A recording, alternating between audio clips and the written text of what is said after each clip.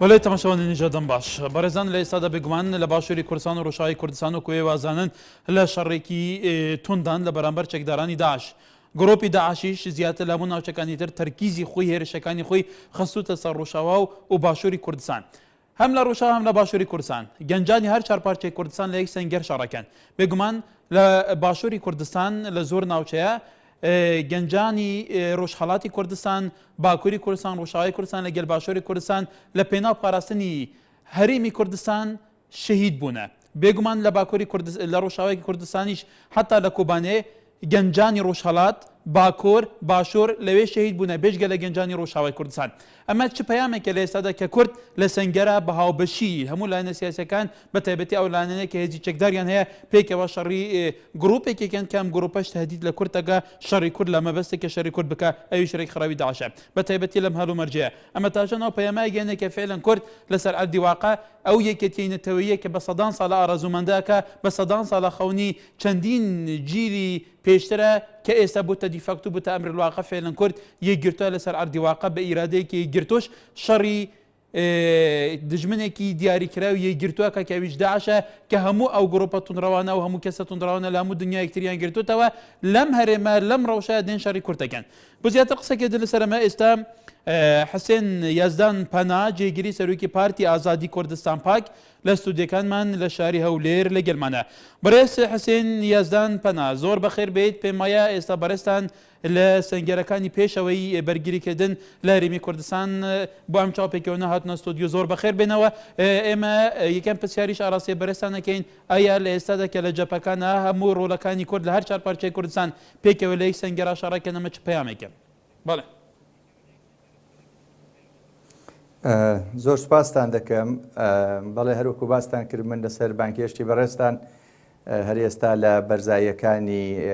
حەوزی حەویجەوە گەڕاومەتەوە ئەوەی کە ئاماژتان پێدا واقعێکە کە ئەوڕۆ دەبیندرێ بە بڕوای من لە دوو ڕوانگەوە لە دوو لایەنەوە ئەم باسە دەبێ مناقەشە بکەین یەکی ئەوەی دەگەڕێتەوە بۆ چەمکی سەروەری دەوڵەتان بەجیهانی بوون و 23 ساڵ پاش ئەوەی شەڕی سارد و جیهانی دوو جەمسەری تەواو بوو سەروەری دەوڵەتانی لاواز کردووە و سنوورە دانراوەکان سنوورەکانی نێوان دەوڵەتان و نەتەوەکان لە ئاست جوڵەی تاک و گروپ و هێزەکاندا لاواز بووە لە لایەکی دیکەوە دەگەڕێتەوە بۆ چوونەسەرەی ئاستی وشیاری نەتەوەی کورد کە ئەم نەتەوەیە بەبێ ڕەزامەندی خۆی دابەش کراوە و هەر پارچەیەکی بە دەوڵەتێکەوە لیکێنراوە بەڵام لە ڕاستیدا ئەمڕۆ لە زێین و دڵ و گیانی تاچی کووردا ئەم سنوورانە ڕەفز کراونەتەوە و ئەم سنوورانە بە لەمپەڕ و بربەستی ئازادی نەتەوەیەکدا دەندرێ بۆیە لە کاتێکدا کە ئێمە کیانێکی سیاسیمان هەیە کیانێکی سیاسی پێدانراومان هەیە لە باشووری کوردستان دەکەوێتە بەر گەلە کۆمەکەیەکی هەرێمی من دەڵێم گەلە کۆمەکەی هەرێمی چونکی داعش بە تەنیا گروپێکی سەرڕۆ تێرۆریستی نابینم کە هەر بۆ خۆی بڕیاری دابێ پەلاماری کورد بدا بەڵکو من پێم وایە داعش بەڕێوەبەر و جێبەجێکەری ئەو پلان و ئەجەندایانەی ئەو دەوڵەتانن کە دژی کوردن و کوردستانیان بەسەردا دابەش کراوە بەڵام خۆیان ڕاستە و خۆ ناتوانن شەڕی کورد بکەن بۆیە داعشیان لە کورد بەرداوە بۆ ئەوەی کە لەلایەک نێڵن پرۆژەی ڕێفراندۆم و سربەخۆیی کوردستان وەدی بێ و لەلایەکی دیکەشەوە ئەم کیانە سیاسیە هەر بە چەشنی حکوومەتەکەی شێخ مەحموودی حەفید و بە چەشنی دەوڵەتی جمهوری کوردستان بڕوخێ و کورد لە 500مین ساڵی دابەشکرانیدا جارێکی دیکە بندەست بکەوێتەوە بەڵێ کەواتە ئەوەی ئێستا لەسەر ئارتە بینێ ئایا لایەنە سیاسەکانی کورد بە تایبەتی ئەو لایەنە سیاسیانەی کە تەسیریان هەیە باندۆریان هەیە لەسەر سیارچار پارچەی کوردستان ئایا ئەوانیش توانیویانە ببنە خاوەن ئەجندایەک کە بە ئەجندایەکی کوردستانی بە هێزێکی یەکگرتووی کوردستانی بتوانن بەرپەرچی ئەو ئەجندا ئەقلیمێ بدەنەوە کۆبارێستانەڵێ کە تهدیدە بوو ئەوەی شەڕی کورد بکە و ئەو دەستکەوتەی کورد لە باشوور و ڕۆژاوی کوردستان تێی بدە؟ ناتوانم بڵم بە شێوەی تەواو کامەڵ بەڵام بەڕادەیەک ئەو شتە خەمڵیوە بە تایبەتی پاش ئەوەی کە پەرلەمانی کوردستان لەسەر داوای بەڕێز سەرۆکی هەرێمی کوردستان بڕیاری ناردنی هێزی بۆ کۆبانی دا و هێزی پێشمەرگە بە باشووردا ڕۆی لە باکوور تێپەڕی و گەیشتە کۆبانی واتە ڕۆژاوای کوردستان ئەم حەولدان بۆ ئەم یەکێتێنەتەوەیە و وەدیهێنانی ویست و ئارەزووی تاکەکانی کورد گەیشتووەتە ئاستێکی سەرەوەتر بەر لەوە ئێمە ساڵی ڕابردوو شاهیدی جموجۆڵ و هێندێک هەنگاو بووین بۆ چێکردنی کۆنگرەی نەتەوەیی کورد بەڵام بەداخەوە لە ڕێگە پەچی کەوت بەڵام جارێکی دیکە ئەم هەلومەرجە وای کرد کە لە ئاستی خوارەوەدا تاکەکانی کورد لە هەر چوار پارچەی کوردستان ڕوو لە یەکێتی نەتەوەیی بکەن کەس لەوە نەپرسێکە چێیە کام پارچەیە هەر ئینسانێکی کورد بیری لەوە کردەوە و تا ئەو جێگای پێی کرا هەنگاوی بۆ هەڵگرتەوە کە بگاتە سەنگەرەکانی بەرگری لە کوردستان و لەم ماوەیەدا بە پەسەندکردنی بڕیاری چوونە کوبانی و هەروەها بە یەکخستنەوەی لایەنەکانی ڕۆژاوای کوردستان و لێک نزیکی ئەو لایەنانە پێکەوە دەبینین کە بەڵێ ئەو تەکبیرە نەتەوایەتیە ئەو ئەجندایە بۆ یەشێتی کورد لە ڕۆژهەڵاتی ناوەڕاستدا هەنگاوی هەڵگرتووەتەوە. بەڕاستی کاتی ئەوەیە کە کورد وەکو هیچ کەسێک هیچ پارچەیەکی کوردستان هیچ تاچێکی کورد هیچ هێزێکی سیاسی وەک کوردی دابشکرا و بیر نەکاتەوە وەکو کوردی ئەم پارچە و ئەو پارچە بیر نەکاتەوە بەڵکو وەکو نەتەوەی کورد لە ڕۆژهەڵاتی ناوەڕاست بیر بکاتەوە کاتێک کە بیرکردنەوەمان وەکو یەک نەتەوە لە یەک هەرێمدا ببێت دەتوانین کە زیاتر بیر لە یەکێتی نەتەوەیی و یەکخستنی هێز و توانای ئەم نەتەوە 40 میلیۆنیە لەم هەلێر بکەینەوە. بەڵێ کاک حسێن کەواتە لەسەر ئاسیار چار پارچەی کوردستان هەموو هێزەکانی کوردی هەموو حزبەکان بەستەوایکەن کە پێویستە کورد خەوەنگوتارێکەوە بە استراتیجیکەوە بەش کۆنگرەی ئەنجام بدرێ وەکو بەڕێستان وتی لە ڕێگا پەکی کەوت بێگومان هەوڵەکان هەبوون حتا کۆمیتەی ئامادەکاریشی بۆ کۆنگرەی نەتەوەی دروست کرابوو بەڵام ئەنجامەکانی ئەو کۆنگرەی نەبوو مادەم هەموو لایەنە سیاسەکان لەسەر ئاسیار چار پارچەی کوردستان هەست بەو دەردە بکەن هەست دەکەن کە فعلا لە ئێستادا ضرورەتێکی واقعی زۆر گرنگە کە کۆنگرەیەکی نەتەوە هەبێ کوردیش وەکو هەموو نەتەوەکانی تر نەخشە ڕێگا هەبێ بچونیەتی چارەسەرکردنی کێشە ناوخۆیەکە چونیەتی سیاسەتکردن چونیەتی ئیدارەکردنی ڕەوشەکان بە هەموو ئاراستەکان چ دیبلۆماسی چ عەسکەری هەموو ئاراستەکانی تر بۆ لە ئێستادا هەر ئەو هێزانان کە دەسەڵاتیان بەدەستەوە بوو ناکەن.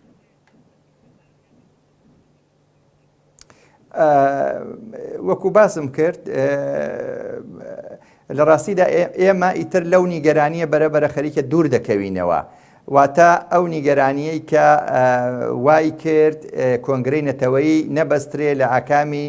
هێندێک ناتەبایی و ناکۆچیدا بەڵام ئێستا ئیدی ئێمە مەودامان گرتووە لەوە لە دەتوانم بەڵام لە ڕۆژی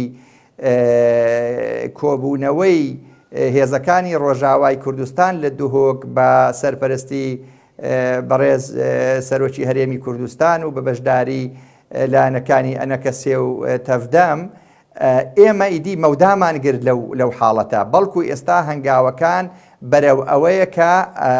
ویست و حەز و ئارەزووی تاکەکانی کوردوە دیبێ دیارە هەر لەو ماوەدا وەکو باسم کرد هەنگاوی گەورە هەڵگیراوەتەوە و ئەم هەنگاوانە وەختێک تەواوکەری ئەم هەنگاوانە گەیشتنە بە پێکێنانی کۆنگرەی نەتەوەیی کورد ئێمە هیوادارین و داواکاریشین کە ئەو کۆنگرەیە هەرچی زووتر دەست بکە بە ئامادەکاری پێکێنانی. دوای ئەو ڕۆداوانەیە کە لە باشووری کوردستان هاتوتە ڕۆژەوە بە تایبەتی لە شەڕ لەگەڵ داعش و دواتر ئەوەی و بەرخۆدانەی لە کۆبانێ هەبووە بێگومان کە بینی شارعی کوردستانی وەکو میمچەیە گرتنێکی لە هاتووە لە ڕۆژهەڵاتی کوردستان بۆ نمونە زۆر کەس وا تەسەوەرەکەت کە شارعێکی خەوتووە بەڵام لە دەرئەنجامی ئەو خۆپیش ئەو ڕەوشەی لە کۆبانە خۆپیشاندنێکی فراوان بە سەدان هەزار کەسی ئەنجام دەرا لەسەر ئاستی شارع بێگومان هاوڵاتیانی گرتون لەسەر ئاستی جەپەکانیش بە جیاوازی ئایدیا و جیاوازی بچونە جیاوازەکان هێزی چەکداری کوردی هەموو یەکگرتون شەڕی دژمنێکی دیاریکراوەکەن تا چەند گرنگە ئەمە پولێن بکرێت لەسەر ئەوەی کە فعلەن کورد خاوەن نەخشە ڕێگایەکی هاوبەشە بێ لە ئێستادا بۆی بتوانێت ئیسیسماری ئەو هەموو مووقفە باشەی نێفنەتەوەی و دامی نێفنەتەوەی و ئەو ڕابوونی شارەی کوردستانی بکە. بەڵێ وەکو باست کرد نەخێر ڕۆژهەڵات بێدەنگ و بێدەور نییە ڕۆژهەڵات لە جەرگەی شارەکانیەوە بەو هەموو بربەستەوە کە دەوڵەتی جمهوری ئیسلامی پێکی دێنێت لە بەرابەر جوڵەی مرۆڤی کووردا بەڵام دەبینین هەر لە ئیلامەوە هەر لە لۆڕستانەوە هەتاک و ورمێ و ماکۆ و سڵماس لەوێ ئینسانی کورد دەڕژێتە سەر شەقام و تەنانەت بە نرخی گرتن و ئازاردان و ئەشکەنجەکردن هاودەردی و هاوخەمی و یەکدڵی و یەکنەتەوەی خۆی لەگەڵ نەتەوەکەی لە پارچەکانی دیکەی کوردستان دەردەبڕێ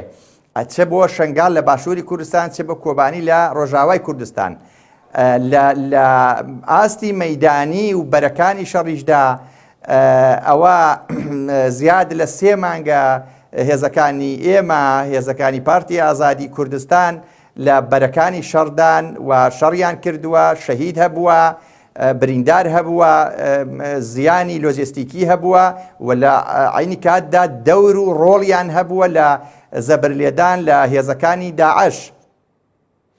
بەڵێ کرد لەم چارچوەیەدا باسیەوە بکەین لە ئێستا لەسەر سێر چارپاشی کوردستان بێگومان زۆرجار بەرپرسە باڵەکانی هەندێک ئەحزاب باسی ئێستا دروستکردنی سوپای دروستکردنی هێزێکی هاوبەشی کوردستانیەکەن کە فعلا لە پراکتیکا وەکو تۆڵێ وەکو ئێوەش حزبێکی ڕۆژهەڵاتی کوردستان ئێستا لە باشووری کوردستان شان بەشانی پێشمەرگە شەڕی داعشێکن هەرێمی کوردستان نەپارێزن تا چەند گرنگە لە ئێستادا فعلا کورد خاوەن هێزێکی هاوبەشی چەکداری هەبێ بۆی لە هەر ڕەوشێکە لە هەر شوێنێکە کورد بکەوێتە ژێر تادیدەوە بتوانێت بچێ بیپارێزێ.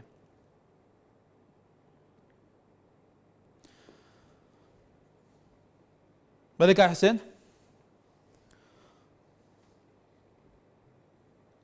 بەڵێ بەرزان دیارە هەڵەیەکی تکنیکەیە تەماشەبانی نێژە بە حسێن یەزدان پەنا جێگیری سەرۆکی پارتی ئازادی یا کوردستان پاک بۆک و ئەف پارتیە سەرۆکیەوێ علی قازیە کوڕی پێشەوا قازی محەممەد ئەو دەبێژن ئەم دنهادا لێ سنگەرین بەراهەیەن هێزا پێشمەرگە مەژی وەکو هێزا مایە چێکدار پێشمەرگێنمە ئەم بەشداریەکێن ji پاراستنە هەرێما کوردستانê هەروەها دەبێژەژی کو نهالی سەر ئەردێواقە کوردان یەکگرتن هەیە هێزین چێکدارên کوردان یەکگرتن هەیە دەبێژەژی دنهادا وەکو جارانیە بگرێ هێزین سیاسیên کوردان jî ئەوان jî دنهادا بێگومان ئیرادەیەکێ ئیرادەیەکە هەفگرتەیە ku hemû geştnevê qenatێک ku di çarçivê rewşan hada pêwîst kurt xewan ecenda û xewan gotarێکی hevvê siyasetekê hevveş be herwa dibêje jî ku دنهادا بحثی کتیا نتوی دکه کنگره نتوی دکه کو فعلا چارچوب وی کنگره نتوی او کو جاران بحث دکر بیت انجام دان دره دا هات سکناندن دی بیجه کو پیوسته نه همو هجی گشت نوی قناته کو کنگره نتوی کردان هبه چارچوب کنگره نتوی کردان جدا بگمان او بحثی دکه کو پیوسته ستاتوی کردان اجندای کردان نقشه‌ریا کردان استراتیجا کردان هبه برنامه کردان هبه ایتر کرد ولایت سیاسیین کردان جی چت روان هبه مرجع وان هبه چارچوبی مرجعی دا همو آلیین سیاسیین کردان سراسر چهار پارچین کردستانه بزن بنگلو چاوا تفدگرن چاوا سیاست دیگن چاوا هول دادن کو اف چتر نتویه انکو اف کنگری نتوی بکار به نقشه چاوا که سیاست کرنه bu Kurdan seraser çar parçayın Kurdistan dana و her parça kel gori taybetmend diye ku beguman peşerici de bahs kerin ku çarçı ve kongere tevi Kurd havul de liser aser çar parçan بشوی که اشتی دیالوگ کی دا خزا چاره سرکنا پرزگریکن خوبی که چاد نهادا ل روشالاتا ل باکوری کردستان پیواژا چاره سریه هه کو 2012 به دست پیش خریا و جلان دست پیکر کو بگمان پیواژا اگر بس جین هاد مریت دایه دهمان دم دا لورجی که هیان ها پیواژو بردامه گلک جلان رخ نشته تگتن کو حکومت ترکیه و که پیدوینینه لی تشتكي قلت بيشنا بردام ناجي تين حتى ريك خلاوا قيرانا نيف دولتي دي بيجا بيفاجا چارە سەریە پرزگیرێکە کوردان لە باکوور نەهادە دمەترسیەدا بەڵێ بەرزان دیارە میوانمان بەڕێز کاک حسێن یازدان پەنا ئێستا لەسەر هێلا بەڵێ بەڕێز کاک حسێنە کرد پرسیاری جابێ من دەیتەوە کە باسی دروستکردنی هێزێکی هاوبەشی کوردستانیمان کرده بوو هێزی چێکدار بەڵێ بەڵێ وەکو ئاماژەم پێدا ساڵی ڕابردوو لە ئەجندا و پرۆگرامەکانی ئامادەسازی کۆنگرەی نەتەوەییدا یەکێک لە لێژنەکان بۆ کاروباری پاراستنی ڕەوا دانرا بوو. بێگومان یەکخستنی هێزی نەتەوەیی کورد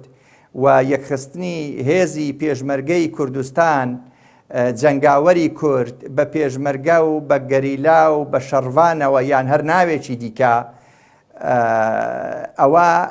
هەنگاوێکی زۆر گرینگە و پێویستە کە کورد ئەو هەنگاوە هەڵبگرێتەوە. لێرەشەوە جارێکی دیکە من دەگەڕێمەوە بۆ پێویستی بەستنی کۆنگرەی نەتەوەیی. لە کۆنگرەی نەتەوەییدا هێزە سیاسیەکانی کورد ئەو هێزانەی کە هێزی پێشمەرگە و گەریلا و شەڕوانیان هەیە دەتوانن پێکەوە بە هاوبەشی تەکبیر لە هێشتنەوە و بەهێزکردن و هەماهەنگی و دەکارکردنی هێزێکی نەتەوایەتی چەکدار بکەن. ئەمە لە دنیای ئەوڕۆدا شتێکی نەشودنی نییە، نەکردنی نییە. لە جیهانی ئەمڕۆدا تەنیا دەوڵەتەکان نین کە یاریکەری سیاسی و سەربازی کۆمەڵگاکانن، بەڵکو هێزەکانی خوار دەوڵەت ئەو هێزانەی کە دەوڵەتی ژنین گروپن، هێزن، حیزبن، ئەوانەش لە ڕیزی یاریکەرانی پەیوەندیە نێو دەوڵەتیەکاندان، جا چێ ئیعلامی بێت، چ ئابووری بێت، چ سیاسی بێت، چ چەکداری بێ. بێگومان ئەمە هەنگاوێکی گەورەیە ئەگەر کورد بیبڕێەوە ئێمە هیوادارین ئەم هەنگاوە وەدی بێ و ئێستا لە حاڵی حازردا لە عەرزی واقعدا ئەم هەماهەنگی و پێکەوە بوونە لە سەنگەرەکاندا هەیە و خوێنی پێشمەرگا، گەریلا، جەنگاوەر هی هەر چوار پارچەی کوردستان لە سەنگەرەکانی بەرگریدا ڕژاوە. بەڵێ لە سەر ئاستی دنیا سەرروکی فەڕەنسا ئاڵێ ئەوەی هێزی پێشمەرگەی کوردستان کراوە لە بەرامبەر داعش، هێزی سوپای عێراق سوپایەکی پڕچەکی سوپایەکی پڕبودجە نەکراوە. وەزیری بەرگری بریتانیا شلاولێر ئاڵێ هێزی پێشمەرگەی کوردستان لە جیاتی هەموو دنیا شەڕی گروپێکی تیرۆریست گروپێکی توندڕەوی وەکو داعشەکە. لە هەمان کاتدا شەڕڤانانی کورد لە کۆبانێ بێگومان لەسەر ئاستی دنیا ئێستا وەکو هێزێکی قارەمان ناوبانگیان دەرکردووە. لەسەر ئاستی گشتی ئێستا کورد وەکو خاوەن هێزێکی چەکداری بێگومان لە پێشتریشە کە تەجروبەی شەڕی پارتیزانی تا دوای ئێستا تاکە هێزی زەمینیە کە لە چارچەوەی ئەو هەواڵبندیان هەوپەیمانەتی نێودەوڵەتی پەنجا وڵاتی دژی داعش لەسەر ئەردی واقع شەڕەکە. پێت وایە چی بکرێت بۆی فعلەن ئەمە وا بکرێتەوە کە ئەمە گەرانتیەکی وا وەربگرێت کە هێزێکی پڕچەک بێ لەسەر ئاستی دنیا زیاتر دامی بکرێت؟ ئەوەی ئاماژەت پێکرد شتێکی دروستە کە سەرۆکی فەڕەنسا وای کوتووە. ئێمە بۆ خۆمان لە سەنگەرەکانی هەرە پێشەوەی شەڕدا بووین. ئێمە لە ڕۆژهەڵاتی مووسڵ بووین لە گوندی گوێگجەلی لەگەڵ پێشمەرگەکانی دیکە. پێشمەرگە بە ئیرادەی خۆی و بە خوێن و بە عارەقەی خۆی ئەم کیانە و ئەم کوردستانەی پاراست. ئێمە لە کاتێکدا ڕوبەڕووی دوژمنێکی پڕچەک کراو ببووینەوە، پێشمەرگەی ئێمە ئەگەر بیکەیسی پێ بووە 200 فیشەکی زیاتر پێ نەبووە، ئەگەر RPG پێ بووە 2 موشەکی RPG زیاتر پێ نەبووە. بە کلاشینکۆفەوە بەرەنگاری باشترین و پێشکەوتوترین چەکەکانی کە دەوڵەتی مالیکی دوودەستی پێشکەشی هێزەکانی داعش کرد ڕوبەڕوو بووین. بۆیە هێشتا دەتوانم بڵێم بەو حاڵەشەوە هێشتا جیهان لە ئازایەتی پێشمەرگە تەواوەتی دەرچی نەکردووە مەگەر ئەوانەی خۆیان لە مەیدانەکەدا بوو بێتن. بەڵام ئەوەی کە دەگەڕێتەوە بۆەوەی ئێمە لە جیاتی جیهان، ئەمە بە معنایە کە ئێمە نوێنەرایەتی مرۆڤایەتی دەکەین، نوێنەرایەتی شەڕ لە دژی تاریکی و تێرۆر و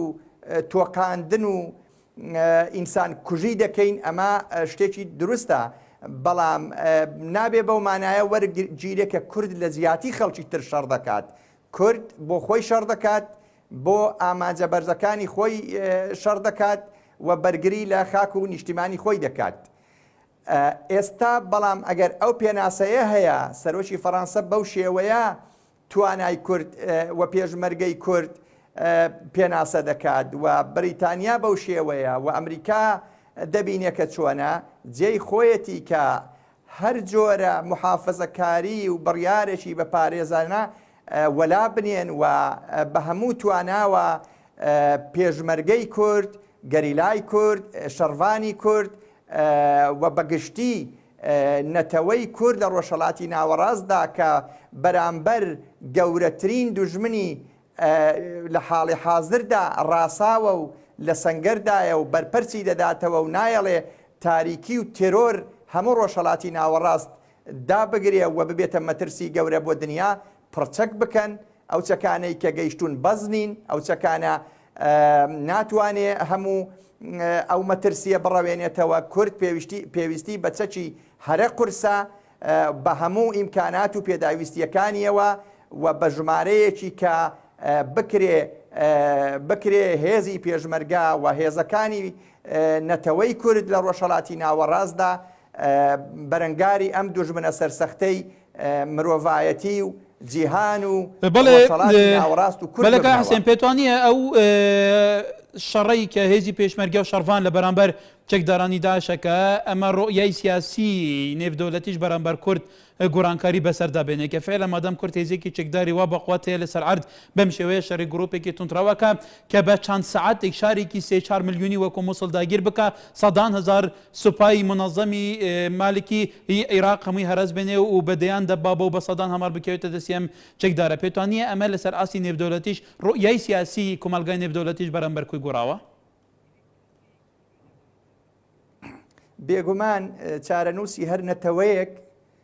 و چارەنووسی هەر هێزێک کە بێوێ بە زیندوی بمێنێتەوە و نەبێ بەژێر ڕەشەبای گۆڕانکاریەکانەوە لە هەناوی خودی ئەو هێزەدایە لە ئیرادەی ئەو هێزەدایە لە گرەوی بڕیاری سەرکردایەتی و سەرۆکی بوێر و جەسوور و میلەتی لێهاتوو هێزی گیانبەختکەر و فیداکاردایە کە ئێمە ئەوە لە کوردستاندا دەبینین لە ئاستی خوارەوە هێزی پێشمەرگە لە باشووری کوردستان کە بەرەنگاری داعش بووەوە بە خوێنی خۆی بە ئیرادەی خۆی توانی پشتگیری کۆمەلگای نێودەوڵەتی ڕابچێشێ لە ڕۆژاوای کوردستان لە حەماسەی کۆبانیدا توانی سەرنج و پشتیوانی کۆمەلگای نێودەوڵەتی بۆ خۆی ڕابچێشێ ژیری سیاسی سەرۆکی هەرێمی کوردستان بۆ بەهاناوەچوونی کوبانی و بۆ ڕاکێشانی پشتیوانی و سەرنجی ئەمریکا و قبوڵی ئەوەی ئەمریکا لە ئاسمان و لە زەویەوە پشتیوانی هەرێمی کوردستان بێ بۆ گەیاندنی هاوکاری سەربازی و ئینسانی بۆ کۆبانی ئەمە بێگومان ڕوانگەی کۆمەلگای نێودەوڵەتی ڕێکخراوەکانی کۆمەلگای نێودەوڵەتی و دەوڵەتان بەرامبەر بە کورد دێنێتە گۆڕین واتە ئەوە هێزی کووردە ئەوە خۆڕاگری کووردە ئەوە خوێنی کوڕان و کچانی پێشمەرگە و گەریلا و جەنگاوەرە لە بەرەکانی شەڕ لە باشوور و لە ڕۆژاوای کوردستانە کە ڕوانگەی نێودەوڵەتی دەگۆڕێ بە قانزاجی نەتەوەی کورد لە ڕۆژهێنا گەرمە بین سەیری وڵاتێکی وەکو فەڵەستین بکەین کە چەندین بەدەیان ساڵە لەلایەن ئیسرائیلەوە داگیر کراوە وڵاتانی عەرەب نەک تەنیا یارمەتی فەڵەستینیان نەداوە لەو شەڕێک کە بەرامبەر ئیسرائیل دەکرێت بەڵکو زۆر جار عیلاقاتی ژێربەژێر و ئاشکراشیان لەگەڵ دەسەڵاتی ئیسرائیل هەبووە بەڵام لە کوردستانە کە بینی لە ڕۆژاوای کوردستان کە تهدید لەسەر کانتۆنی کوبان هەیە لە باشووری کوردستان سەرڕای ئەوەی کە لێرە شەڕێکی گران هەیە بەڵام لێرە بە بڕیاری فەرمی پەرلەمانی کوردستان و سەرۆکی هەرێمەک و فەرماندەی گشتی هێزە چەکدارەکان لەرێ ئاسمانەوە چەک و تاقەمەنیان بۆ ڕەوانەکێ لامان کاتە لە ڕێزەمینیشەوە هێزی پەژایی ڕەوانەی کوبانێ کرێکە وەکو چاودێرەکان ئاڵێ ئەمە بە تەواوەتی تەوازنی هێست لە بەرژەوەندی شەڕوانان لە کوبانێ گۆڕاوە کەواتە ئەمە چ پەیامێکە لە ئێستای ڕۆژهەڵاتی ناوەڕاستە کە فعلەن کورد ئەجندای کورد بەرژەوەندیەکانی کورد و هێزی کورد بووتە دیفاکتویانە بەڵێ ئەمە پەیامەکە ڕوونە نەتەوەیە کە سوورە لەسەر مانەوە وە سوورە لەسەر ئەستاندنی ئازادی وە سوورە لەسەر ئەوەی کە ئەو سنوورانەی بە دەوریدا چێشراوە زاڵمانەیە و دەبێ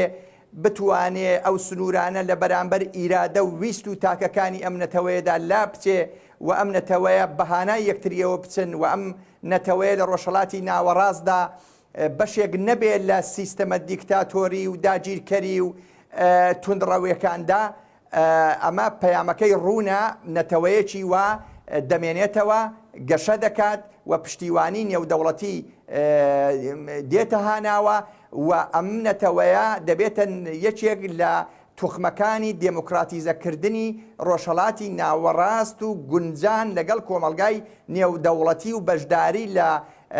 بەرپەرزدانەوەی شەڕ و توندی و تیژی و چەسپاندنی ئاشتی کە یەکێکە هەمیشە یەکێک بووە لە ئەجەندا و ئامانجەکانی ڕێکخراوی نەتەوە یەکگرتووەکانیش. بەڵێ کەواتە ئەم یارمەتیدانی کورد لە پارچەیەک و پارچێکی تر ئەمە شتێکی مێژووی هەیە ڕاندێکی مێژووی هەیە چۆن لە کاتی خۆیان مەڵە مستەفا لێرە چۆ بۆ کۆماری مەهاباد لەوێ شانبەشانی قازی محەممەد پێشەوە قازی محەممەد و بەرپرسەکانی تر ئەوێ پارێز بێگومان ئەم تەجروبە زۆر پێشەوەکانی کورد سەرکردەکانی کورد لە ڕابردە هەبوو بەڵام ئەو کاتەش ئەوە شتێکی تایبەت بوو لە ئێستادا لە ڕێکخراوی یەکێتی ئەوروپا لە پەرلەمانی یەکێتی ئەوروپا عالەمی کورددانرێ بەرپرسەکانی کورد باسی ڕاوشی خۆیانەکەن وڵاتە زلهێزەکان یارمەتی کورد دەدەن پێت وایە پرسێکی تری گرنگیە چونیەتی ئیدارەکردنی عیلاقەتە دیبلوماسیەکان لەبەر ئەوە ئێستا پێچوانەی هەموو جارەکانی پێشتر کورد زۆرترین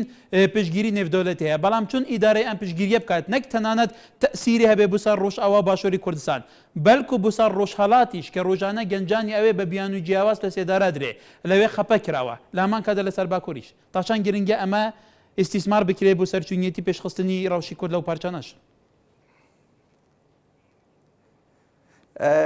ڕاستە ئێمە یەکەم جار نییە لە مێژوودا کوردی پارچەکان بەیهانە یەکترەوە دەبن ئێمە لە سەردەمی شێخ مەحمووددا کاتێک جاری ئەوەڵ شێخ مەحموود کەوتە تنگانەوە بنەماڵەی شێخ ڕوویان لە ڕۆژهەڵاتی کوردستان کرد و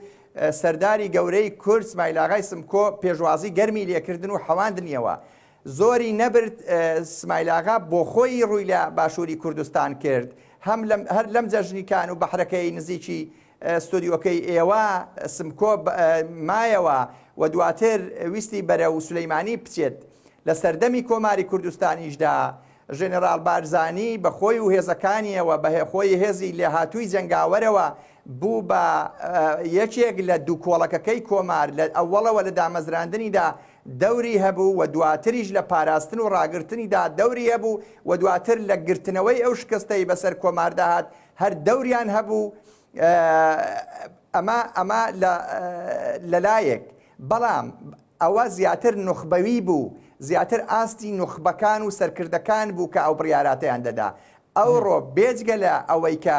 لەو ئاستەدا سەرکردەی کورد بیر لە بەهاناوە چوونی یەکتر دەکاتەوە بووەتە دیاردەیەکی کۆمەڵایەتی گشتی یعنی لە شەقام و کوچە و کۆڵان و ماڵ و مەکتەب و مزگەوتدا مرۆڤی کورد بیر لەوە دەکاتەوە و هەنگاو بۆ ئەوە هەڵدەگرێ و خۆ بۆ ئەوە ساز دەکات کە بەهانای یەکترەوە بچێ لە ڕۆژهەڵاتی کوردستانەوە بۆ نمونە تا ئێستا سەدان لاوی کورد هاتوون بۆ بەرەنگاربوونەوەی هێزەکانی داعش لە باشوور چوونەتە ڕۆژاوای کوردستان و لە خەباتی گشتیدا بەشدارن لەلایەکی دیکەوە ئەودەم باری سیاسەتی نێودەوڵەتی ڕاست بە پێچەوانەی ویستی کورد بوو دژی نەتەوەی کورد بوو دژی ئازادی نەتەوەی کورد بوو پشگیریان لە دەوڵەتە داگیرکەرەکان دەکرد بەڵام ئێستا کۆمەلگای نێودەوڵەتی پشتیوانی لە کورد دەکات و هەرێمی کوردستان وەک کیانێک لە نێو دەوڵەتێکی فیدرالیدا دانی پێدانراوە کە هەڵبەتە لە ڕاستیدا ئەم هەرێمی کوردستانە پراکتیک و جێگە و پێگەی لە ئاستی دەوڵەتێکی سربەخۆدایە و تەنیا ئابوووریەکەی نەبێ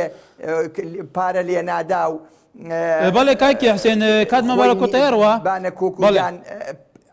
پرسیاری من ئەوە بوو تا چەند گرنگی حکوومەت یاریمی کوردستان لایەنە پەیوەنددارەکان ئەو پەیوەندیە نێودەوڵەتیە بقۆزنەوە حتا یارمەتی ڕۆژهەڵات و باکووری کوردستانیش بدەن کە ئەوانیش لە ڕەوشێکی تایبەتدان بەڵێ زۆر گرینگە ئەوە زۆر گرینگە کە کاری بۆ بکرێ بەڵام دەبێ میکانیزمی بۆ دابدرێ یەکێک لە ئەرکەکانی کۆنگرەی نەتەوەیی دەتوانێت ئەوە بێ یان ئەگەر ناژبێ ڕابوەستین لەسەر ئەوەی کە هەر بەیانی تا کۆنگرەی نەتەوەیی نەبێ ئەوە بیری لێ نەکرێتەوە هەر ئێستا زۆر پێویستە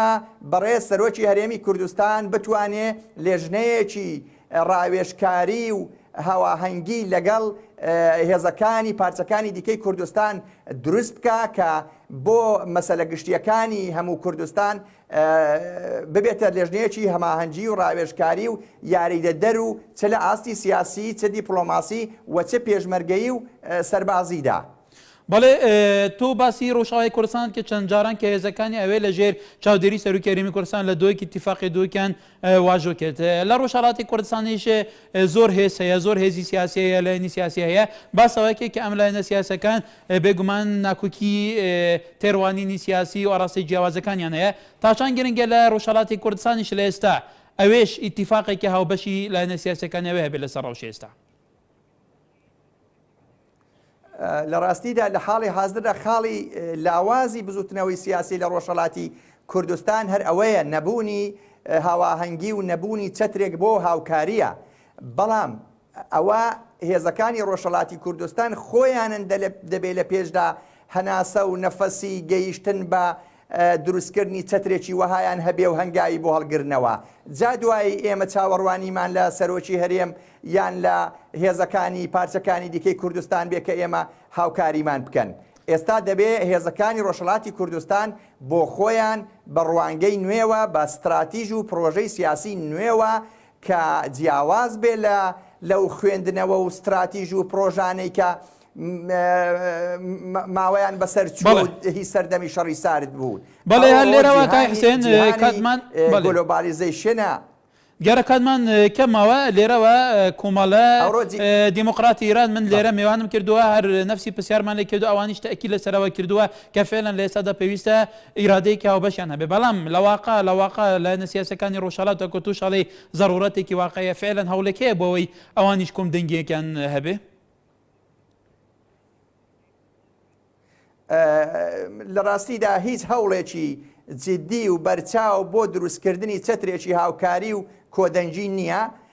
ئەوەی هەیە بەداخەوە هێندێک مناوەرەی سیاسیە کە هێزەکان بەرامبەر یەکتر دەیدەن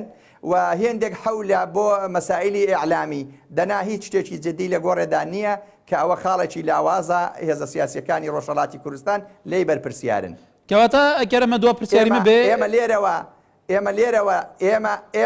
ئێمە لێرەوە لە NRTەوە داوا لە هەموو هێزە سیاسیەکانی ڕۆژهەڵاتی کوردستان دەکەین کە بەجددی بێنە پێشێ بۆ ئەوەی هێزەکانی سەرگۆڕەپانی سیاسی بتوانین پێکەوە لە دەوری بەرنامەیەکی هاوبەش استراتیژیەکی یەکگرت